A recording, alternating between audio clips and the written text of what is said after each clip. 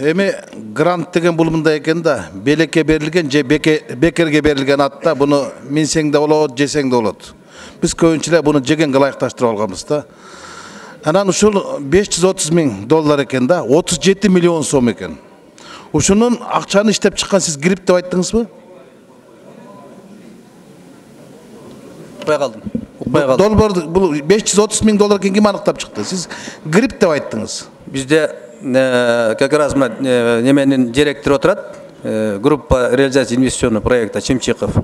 Ушулардын группасы ошол предварительный сумманы определить эткен. Сиз бул грипти жоюлду деп едиңиз беле? Грип мындай кылдык да биз жумуштар баягы аткарылбай бири-биринен перекет эткенден кийин биз жанагы дүйнөлүк банк менен Жайкага бир дополнительный грип ачканбыз. Азиатский банк менен неме өзүнчө грип Эксим банк и Исламский банкта өзүнчө кылып койдук да. Чтобы бири-бирин повтор болбосун деп. Эми сиз ишенесизби ушул 37 миллион сомго техникалык экономикалык негизде анан тендерге документтер даярдайт экен да. Ошонун баасы ушунча турабы? Ишенич бар, себеп дегенде бул жана расчеттор негизинде аныкталганда. Кыргыз Республикасынын өкмөтү мындай документ даярдай албайбы? Бизде специалисттер жок чындыгында. Специалисттер жокпу? Эми 37 миллион сомго Кербендикинде 2 аэропорт ишке киргизсе болот да. Эмне дейсиз? 37 миллион сомго бир аэропорт ишке киргизсе болот да, маселен Кербендикин. Бул жерде жана международный аэропортто жөндөп атпайбы, внутренний аэропорт. Ошон үчүн эми эл аралык аэропорт дейсиңер да, негиздемеге жазып атасыңар да. Тамчы аэропорттун негизги максаты эмне? Туризмди өнүктүрүүбү? Тамчы аэропортунун негизги максаты туризмди өнүктүрүп, ошол жерде келген жүргүнчүлөрдү кабыл алып учуруу. Силер негиздеме маалыматка жазып атсаңар, Ысык көл областындагы жергиликтүү элдин өндүргөн продукцияларын Казакстандын, Кытайдын, Орусиянын базарларына жеткирүү деп негиздеме максат жазып атасыңар. Бул траскач. Мен ишенбейм. Көлдүктөр алманы Астанага самолет менен, малинаны Москвага самолет менен ташырына. Бул жалпы долбоордун аты ошондой да, жалпы долбоордун аты ошондой. Ошол жерге жолдагы башка туризмдагы анан аэропортто да кирилип кеткен. Ошонун негизиндеги аткарылган немеси аты жалпы ошондой. Эми дүйнөлүк өнүктүрүү. Дүйнөлүк банктер акырындык менен үй бүлөлүк банкка айланып баратат да. Алар өздөрү акча берет, өздөрү консультант болот, өздөрү тендерге чыгарат, өздөрү жактырган компания утат, а биз жөн эле макулдаштырып берип атабыз да. Сиз айтпадыңыз, Кыргызстандык компаниялар катыша албайт.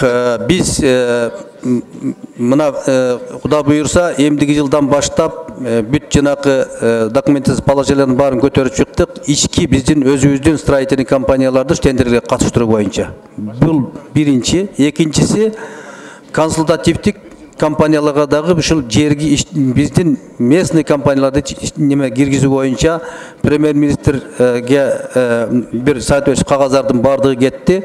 Биз эми мындан кийинки тендерлерге сөзсүз биздин компанияларды привлекать этүү боюнча иш-чаралар жүргүзүп атабыз. Ал болбогон нерсе. Дүйнөлүк банк бербейт, эгер алар консультанттык кызматты аларга бербесеңер.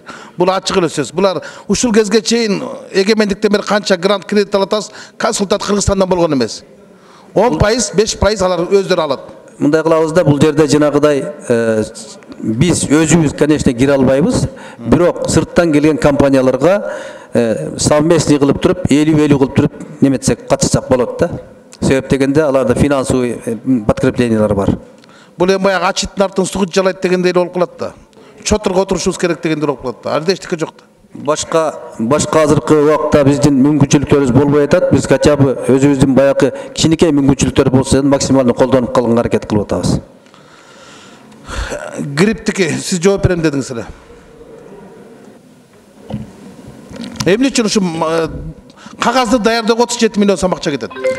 Эми ал жалаң кечиресиз, мен фамилиям Чимчиков Курманбек, гриптин директору. Ал жалаң кагазда эмес, негизи техника экономическое обоснование деген бул чоң иш. Чындыгында бүт баары жагын караштырыш керек, эсептеш керек. Ошонун негизинде кийин кредит долбоору болот да. Канча өлчөмү керек, ошонун каражаттын ошо жанагы каралган техник экономическое обоснованияда ишти аткарыш үчүн. Ал жалаң кагаз эмес, чындыгында көп эле жумуш бар. Эми грипптин ишин көрөт атабыз. ТЭОс жок деле балыкчы корунун жолдору салынып атпайбы?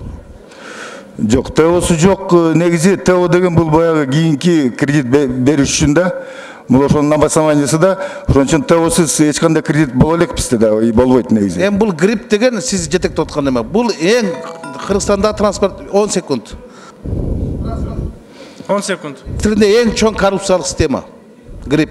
Мына азыр башкы прокуратура маалыматы боюнча 25 предписание берип туруп 13 кылмыш иши козулуп бүт Минтрансқа.